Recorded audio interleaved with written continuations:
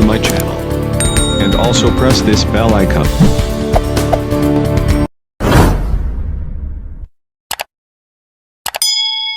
ये बात इसमें लिखी हुई है क्योंकि इस मंडी कानून में लिखा है कि ऑनलाइन ट्रेडिंग से सस्ते रेट पर ये सारी कार्रवाई सारा जो है खरीदारी की जाएगी। और इसमें जो है पहले जो है मंडी के बाहर खरीदने पर रोक होती थी।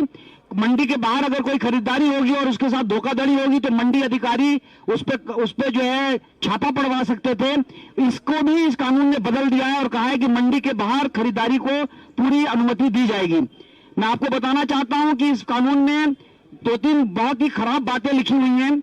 4(1) में लिखा है कि 3 दिन विलंब से जो है किसान का पेमेंट उसने जो है निजी मंडी को दी जा रही हैं। और ये कहा गया, दावा किया गया कि निजी मंडी राज्य सरकार जो है मंडी पर टैक्स नहीं थोपेगी। लेकिन आप जान लें कि ये जो निजी मंडी नियम बनाएगी ये अपने टैक्स और फीस, ट्रेडिंग फीस ये खुद तय करेगी। तो ये 2.5% और 8.5% का जो मंडी टैक्स है ये नहीं लगेगा। ये तो टोटल झूठी बात है क्योंकि निजी मंडी अपने ही व्यापार के नियम और टैक्स के रेट जो है इसमें तय करेगी। इसमें लिखा हुआ है। यह भी दावा किया गया था कि तमाम किस्म के बिचौलियों को खत्म कर दिया जाएगा। आप समझिए इसको कि यहां पर लिखा है कि फार्मर प्रोड्यूसर ऑर्गेनाइजेशन और सहकारी समितियां जो किसानों के हित में बनाई गई थी, जो किसानों के हित में काम करना था, उनमें बहुत शिकायतें थी हमें, लेकिन औपचारिक रूप से ये घोषणा थी कि किसानों के हित में काम करेंगी। इसमें लिखा है कि अब वो निजी मंडियों को चलाएंगी, वो निजी कंपनियों के लिए जो इलेक्ट्रॉनिक ट्रेडिंग प्लेटफॉर्म है उसको संचालित करेंगी। तो आपके लिए क्या बचेगा इस कानून के बाद, इसको आप समझ सकते हैं। ये तमाम सवाल हमारे विरोधों में आने चाहिए। मैं अंत में बात समाप्त करते हुए एक बात कहना चाहता हूं। हमसे पूछा जा रहा है कि कब तक आंदोलन चलेगा। हम ये बताना चाहते हैं कि इन कानूनों पे तो जीत पे चलेगा ही, लेकिन हम ऑलरेडी बहुत सारी जीत हासिल कर चुके हैं। हमने हरियाणा और पंजाब के किसानों के विवाद को, जिसको सतलज जमुना लिंक कैनाल में बनाया जाता था, उसको हमने जो है दूर कर दिया है। हमने सांप्रदायिक एकता स्थापित कर दी है। हमने सरकार को मजबूर कर के पेमेंट के लिए भी हमने सरकार को मजबूर किया है। तो हम तो लगातार जीतते ही चले गए। कानून वापस करके एमएसपी का कानून बनाने के लिए मजबूर होगी क्योंकि गारंटी ये का सवाल है। हम इनको विदेशी कंपनियों और कॉर्पोरेट के हवाले नहीं सौंपना चाहते। बहुत बहुत धन्यवाद। पहुंचे जुझारू दोस्तों से पत्रकार साथियों, मैं किसान भाइयों को एक हौसले वाली बात बताना चाहता हूं, पर बताऊं पंजाबी च। जे उन्होंने छानना हो तो मजदूर का हथ लगता, जे उन्होंने टंका लाना हो तो मजदूर का हथ लगता, जे ट्रक लोड करनी है तो मजदूर का हथ लगता, जब लानी है उदों भी मजदूर का हथ लगता, उस तो बाद गोदाम जाती है तो मजदूर का हथ लगता।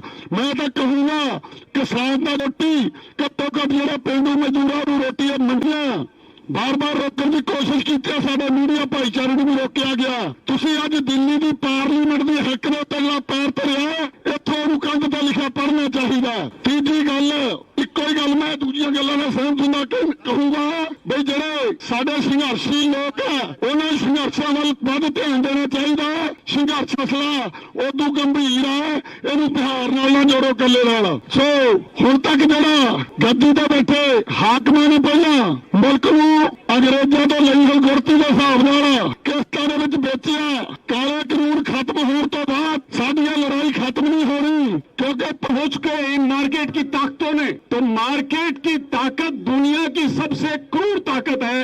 तब हमको अपनी फसल उनके सामने ले जानी पड़ती है।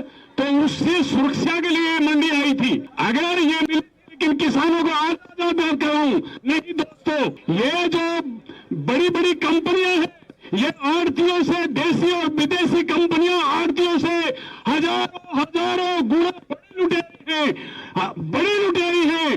तो आजादी मोदी ने इन कंपनियों को दी है, रक्षा को शुरू को दी है हमको बेरोक टोक लूटने की। हमारी एमएसपी नहीं मिलेगी, मंडी पर मुकम्मल देसी और विदेशी पूंजीपतियों का कब्जा होगा। इसको हमको स्वीकार नहीं है, इसलिए हम लड़ रहे हैं। 13 महीने से 8 महीनों से बॉर्डर बैठे लड़ रहे हैं। अंतिम ये कहूंगा कि मोदी ऑर्डिनेंस ले पार्लियामेंट को दरकिनार करके, पार्लियामेंट धक्काई करके एक काले कानून बनाए। मोदी, उसकी पार्टी बीजेपी और आरएसएस ये अंबानी और अडानियों के बिकी हुई है, ये सरकार बिकी हुई है।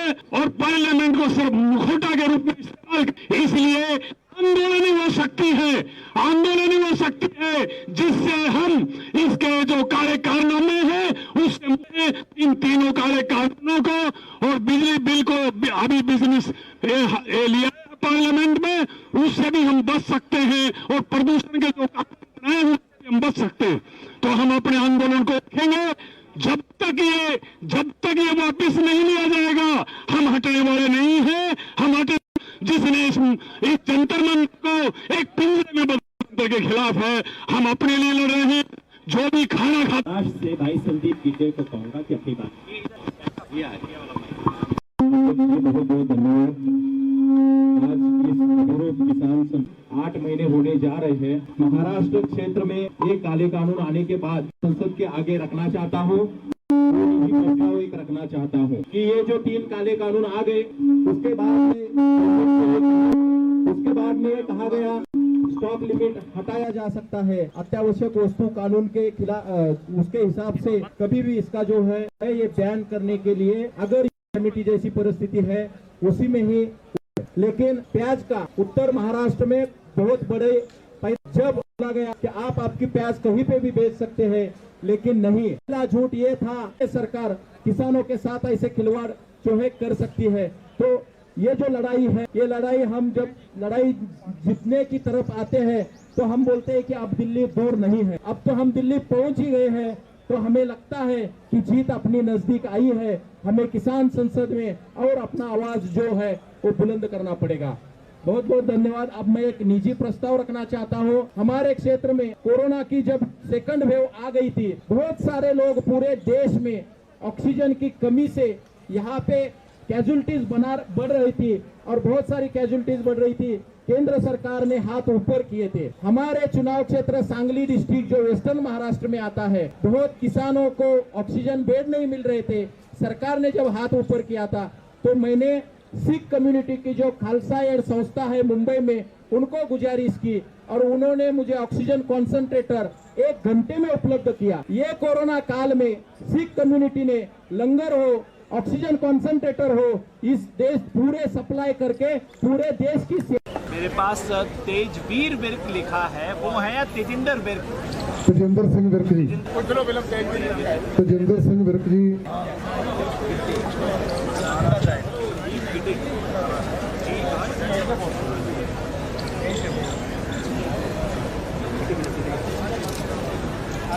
सभी सम्मानित सदन और सदन की अध्यक्षता कर रहे हमारे आज के अध्यक्ष महोदय। आज ये सदन एक पार्लियामेंट स्ट्रीट पर जो चल रहा है, आज से 3 साल पहले भी यहाँ पर सदन लगा था। 543 महिलाओं का सदन था, तमाम संगठन देश भर के आए थे। आज सदन है तो सदन के सभापति से हमारा निवेदन है कि आज का जो एजेंडा था, जो विषय था, वो मंडी एक्ट। तो मंडी एक्ट पे हमारा निवेदन है कि पहली बात तो जो कानून जो अस्तित्व में आए हैं वह संघीय ढांचे पर हमला है, वह प्रदेश का मैटर है। इसके अंदर संसद को अधिकार नहीं है कि वो जो है कानून बनाकर कानून लाए।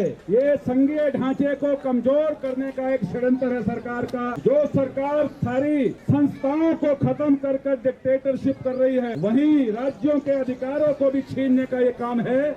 तो इसलिए हम चाहते हैं कि ये जो सदन के अंदर सांसद बैठे हैं, ये उनका भी दायित्व बनता है कि इस मंडी एक्ट के जो प्रावधान है उस प्रावधान पे चर्चा होनी चाहिए। ये इस सदन से प्रस्ताव पास होकर जाना चाहिए। और दूसरा, अगर खाद्य सुरक्षा अधिनियम कानून बन सकता है, अगर खाद्य सुरक्षा अधिनियम कानून बन सकता है तो न्यूनतम समर्थन मूल्य MSP का गारंटी का कानून देश की संसद में क्यों नहीं आ सकता?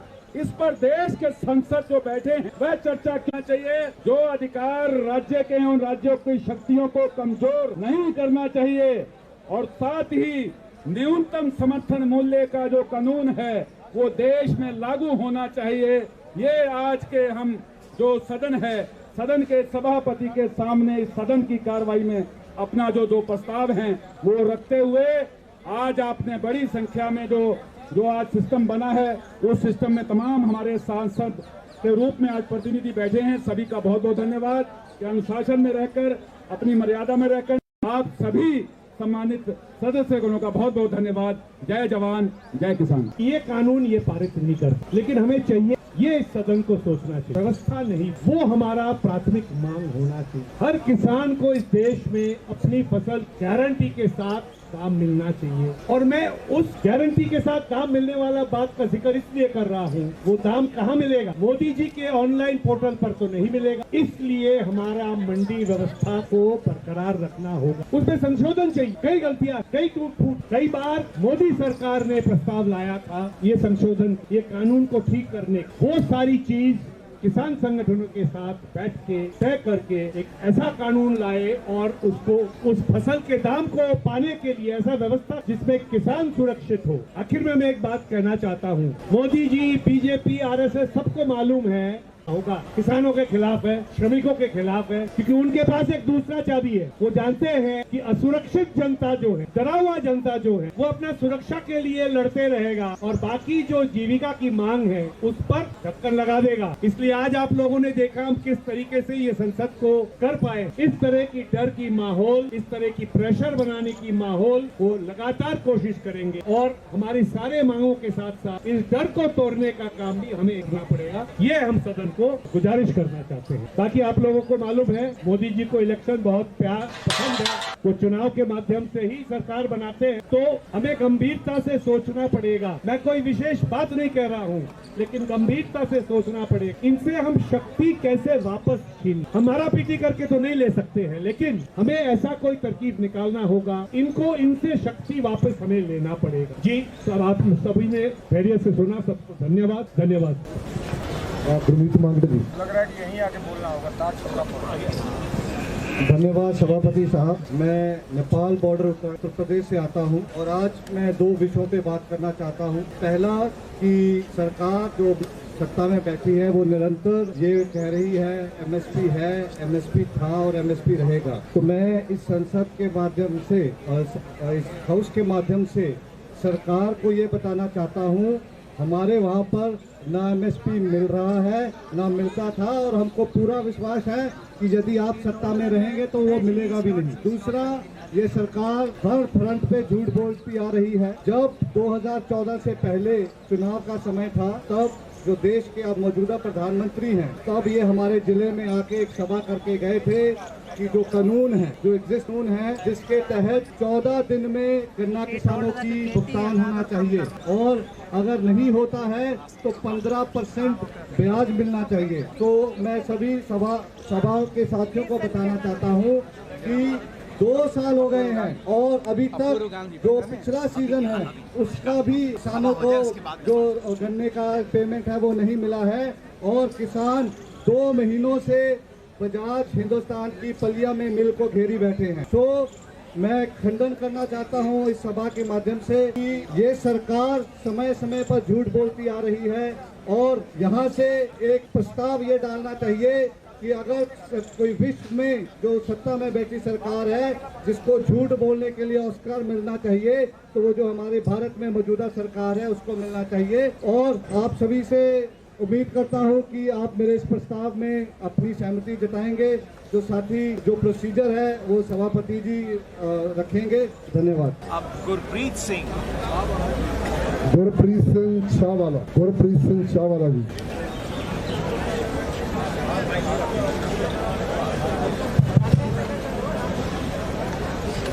सत्कारयोग सभापति जी, डिप्टी सभापति जी, इस संसद ਦੇ ਵਿੱਚ ਮੈਨੂੰ ਬੋਲਣ ਦਾ ਮੌਕਾ ਦਿੱਤਾ, ਬਹੁਤ ਬਹੁਤ ਧੰਨਵਾਦ। 1947 ਦੇ ਵਿੱਚ ਜਦੋਂ ਸਾਡਾ ਦੇਸ਼ ਆਜ਼ਾਦ ਹੋਇਆ, ਉਸ ਤੋਂ ਬਾਅਦ ਅਨਾਜ ਦੀ ਕਮੀ ਆਈ, ਜਨਤਾ ਨੂੰ ਖਾਣ ਲਈ ਅਨਾਜ ਨਹੀਂ ਸੀ। ਕਾਰਪੋਰੇਟ ਤੇ ਸਰਮਾਏਦਾਰ ਲੋਕ ਇਹ ਸਾਡੇ ਵਿੱਚ ਪਹਿਲਾਂ ਤੋਂ ਹੀ 1955 ਦੇ ਵਿੱਚ ਐਕਟ ਬਣਿਆ, ਜ਼ਰੂਰੀ ਵਸਤਾਂ ਦਾ ਐਕਟ, ਜਿਹਦੇ ਵਿੱਚ ਕਿ ਸਟਾਕ ਦੀ ਲਿਮਟ ਰੱਖੀ ਗਈ ਸੀ। ਕੋਈ ਵੀ ਕਾਰਪੋਰੇਟ ਸਰਮਾਏਦਾਰ ਲਿਮਟ ਤੋਂ ਵੱਧ ਸਟਾਕ ਨਹੀਂ ਰੱਖ ਸਕਦਾ। ਉਸ ਸਮੇਂ ਦੀ ਸਰਕਾਰ ਨੇ ਫਿਰ ਕਿਸਾਨਾਂ ਅਤੇ ਮਜ਼ਦੂਰਾਂ ਨੂੰ ਬਚਾਉਣ ਦੀ ਖਾਤਰ 1961 ਦੇ ਵਿੱਚ APMC ਐਕਟ ਲੈ ਕੇ ਆਂਦਾ, ਜਿਸ ਦੇ ਨਾਲ ਮੰਡੀਆਂ ਦਾ ਵਿਸਥਾਰ ਹੋਇਆ। ਸਰਕਾਰੀ ਸਟਾਕ ਦੇ ਵਿੱਚ ਅਨਾਜ ਸਟਾਕ ਕਰਨ ਦੀ ਸਰਕਾਰ ਕੋਲ ਸ਼ਕਤੀ ਆਈ। ਮੰਡੀਕਰਨ ਬੋਰਡ ਦਾ ਉਦੋਂ ਗਠਨ ਹੋਇਆ, ਜਿਸ ਦੇ ਨਾਲ ਕਿ ਸਾਡੀਆਂ ਮੰਡੀਆਂ ਚੱਲੀਆਂ। ਉਸ ਤੋਂ ਬਾਅਦ ਸਾਰਾ ਕੁਝ ਠੀਕ ਚੱਲਦਾ ਰਿਹਾ। ਉਸ ਸਮੇਂ ਦੀ ਸਰਕਾਰ ਨੇ ਕਿਸਾਨਾਂ ਅਤੇ ਮਜ਼ਦੂਰਾਂ ਨੂੰ ਕਾਰਪੋਰੇਟਾਂ ਤੋਂ ਬਚਾਉਣ ਲਈ APMC ਐਕਟ ਬਣਾਇਆ। ਪਰ ਮੌਜੂਦਾ ਸਰਕਾਰ ਕਾਰਪੋਰੇਟਾਂ ਦੇ ਹੱਥਾਂ ਦੇ ਵਿੱਚ ਸਾਰਾ ਕੁਝ ਦੇਣ ਖਾਤਰ ਇਹਨੂੰ ਭੰਗ ਕਰ ਰਹੀ ਆ। 1961 ਤੋਂ ਲੈ ਕੇ ਇਹ ਐਕਟ ਵਧੀਆ ਕੰਮ ਕਰਦਾ ਰਿਹਾ, ਮੰਡੀਆਂ ਦਾ ਵਿਸਥਾਰ ਹੋਇਆ, ਸਭ ਕੁਝ ਠੀਕ ਠਾਕ ਚੱਲਦਾ ਰਿਹਾ। ਅੱਜ ਦੇ ਟਾਈਮ ਦੇ ਵਿੱਚ ਜੋ ਇਹਨਾਂ ਨੇ ਪੈਰਲਰ ਮੰਡੀ ਦੇਣ ਦੀ ਗੱਲ ਕੀਤੀ ਆ, ਉਹ ਮੰਡੀ ਬਿਨਾਂ ਟੈਕਸ ਵਾਲੀ ਦਿੱਤੀ ਆ, ਜਿਸ ਦੇ ਵਿੱਚ ਕਿ ਕੋਈ ਟੈਕਸ ਨਹੀਂ ਲੱਗੂਗਾ। ਸੰਸਦ ਦੇ ਵਿੱਚ ਤੋਮਰ ਸਾਹਿਬ ਇਹ ਗੱਲ ਕਹਿੰਦੇ ਆ ਕਿ ਅਸੀਂ ਕਿਸਾਨਾਂ ਨੂੰ ਬਿਨਾਂ ਟੈਕਸ ਤੋਂ ਮੰਡੀ ਦਿੱਤੀ ਆ, ਪਰ ਤੋਮਰ ਸਾਹਿਬ ਇਹ ਗੱਲ ਨਹੀਂ ਦੱਸਦੇ ਹੈਗੇ ਕਿ ਮੰਡੀ ਦੇ ਵਿੱਚ ਜੋ ਟੈਕਸ ਲੱਗਦਾ ਉਹ ਕਿਸਾਨ ਅਦਾ ਨਹੀਂ ਕਰਦਾ, ਉਹ ਖਰੀਦਦਾਰ ਪਾਰਟੀ ਅਦਾ ਕਰਦੀ ਆ, ਜਿਹਦੇ ਨਾਲ ਮੰਡੀਕਰਨ ਬੋਰਡ ਚੱਲਦਾ। ਜਦੋਂ ਸਾਡੀਆਂ ਸਰਕਾਰੀ ਮੰਡੀਆਂ ਦੇ ਪੈਰਲਰ ਪ੍ਰਾਈਵੇਟ ਮੰਡੀਆਂ ਚੱਲਣਗੀਆਂ ਬਿਨਾਂ ਟੈਕਸ ਵਾਲੀਆਂ, ਹਰੇਕ ਸੈਲੋਜ਼ ਦੇ ਨਾਲ ਪ੍ਰਾਈਵੇਟ ਜਾੜ ਦਿੱਤਾ ਜਾਊਗਾ, ਤਾਂ ਸਾਡੀਆਂ ਸਰਕਾਰੀ ਮੰਡੀਆਂ ਖਤਮ ਹੋ ਜਾਣਗੀਆਂ। ਜਿੱਥੇ ਕਾਰਪੋਰੇਟ ਦੇ ਸੈਲੋਜ਼ ਦੇ ਵਿੱਚ ਨਾ ਲੇਬਰ ਦੀ ਲੋੜ ਪੈਣੀ ਆ, ਨਾ ਬਾਰਦਾਨੇ ਦੀ ਲੋੜ ਪੈਣੀ ਆ, ਨਾ ਟਰਾਂਸਪੋਰਟ ਦੀ ਲੋੜ ਪੈਣੀ ਆ, ਸਾਰਾ ਜਿੰਨਾ ਵੀ ਸਿਸਟਮ ਚੱਲਦਾ ਸਾਰਾ ਤਹਿਸ-ਨਹਿਸ ਹੋ ਜਾਊਗਾ।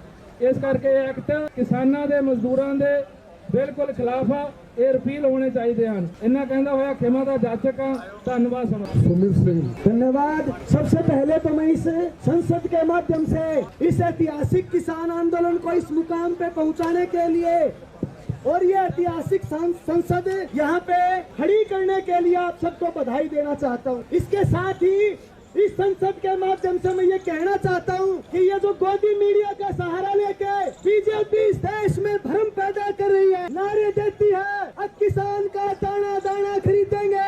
आज से 5 साल पहले कहा उन्होंने अब 2022 में हम किसानों की आमदनी को 2 गुनी कर देंगे, लेकिन जब हम देखते हैं तो इसकी सच्चाई कुछ और ही है। किसानों को देश में इस बात के लिए इंतजाम करने पड़ते हैं, आंदोलन करने पड़ते हैं कि उनकी फसल खरीदी जाए। उनको इस बात के लिए आंदोलन करना पड़ता है कि उनकी फसल का भुगतान समय पे हो। परंतु जिस तरह से कोरोना का बहाना बना के, और क्योंकि मैं संसद में ये याद दिलाना चाहूंगा, इससे पहले भी जो एक विराट किसान संसद हुई थी बहुत पहले 3 साल पहले, उसमें 2 प्रस्ताव लाए गए थे। देश के किसानों की 2 मांग थी उस समय पे, किसान का कर्जा मुक्ति और फसल की सरकारी खरीद की गारंटी। परंतु सरकार ने ये कोरोना का बहाना लेके जो ये कानून बनाया, इस कानून पे चर्चा हो रही है, मेरे से पहले साथियों ने रखा है, चाहे वो ठंड मंडी का उदाहरण रखा हो, हरियाणा में जो कैथन में आज हालत यह है कि उन दोनों मंडियों के अंदर जो हजारों हजार लोग काम करते थे, कोई चाय वाला था, कोई पल्लेदार, कोई दूसरे काम करने वाला था, सबको भी बीजेपी सरकार ने उजाड़ दिया है। तीसरा, आज भी जो है हरियाणा के अंदर हम देखते हैं कि पिछले 2 साल से किसान जो है, जो टमाटर पैदा करता है, वो 2 साल से अपनी फसलों को सड़क पे फेंकने के लिए मजबूर है। तो ये जो दावे हैं सरकार के कि आमदनी 2 गुनी कर देंगे, सच्चाई है आमदनी घट रही है। कर्जा मुक्ति नहीं की, कर्जा किसान के ऊपर बढ़ता जाने लग रहा है। और अब ये जो कानून लेके आए हैं, इसके चलते पूरे देश को, इस देश के अन्नदाताओं को सरकार उन अडानी अंबानी के हवाले करना चाहती है जो पहले से ही इस देश की जनता का खून चूस रहे हैं। इसलिए ये जो ऐतिहासिक हमारी आज किसान संसद है, इस माध्यम से हम ये मांग करते हैं कि सरकार या तो इन कानूनों को रद्द करे, वरना इस देश का अन्नदाता इस सरकार को रद्द कर देगा। यही बात कह के मैं अपनी बात खत्म करना चाहूंगा। धन्यवाद सभापति महोदय। नरेंद्र सिंह जी नरेंद्र